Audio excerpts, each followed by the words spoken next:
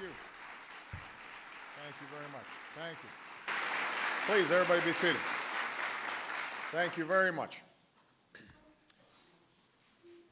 It is an indisputable fact that one of the most significant contributors to our economic downturn was an unraveling of major financial institutions and the lack of adequate regulatory structures to prevent abuse and excess.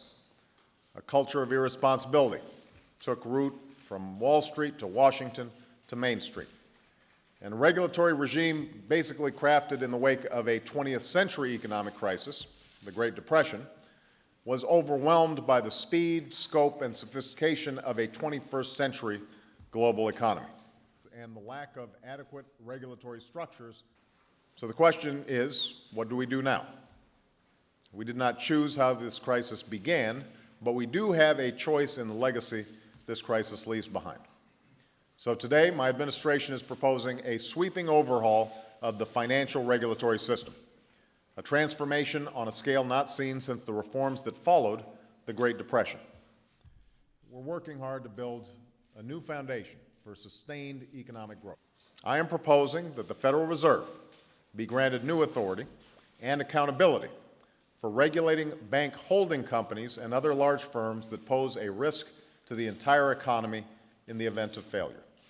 We're called upon to recognize that the free market is the most powerful generative force for our prosperity and build a lasting foundation for prosperity.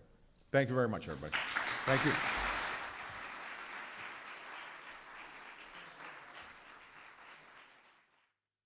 I think the president has made a reasonable shot at it. We'll have to see how these things are implemented. For the time being, we're reading these statements of intent, and as my mother always used to say, the road to hell is paved with good intentions. So we'll have to wait and see where this road is going. There's certainly a lot of good intentions.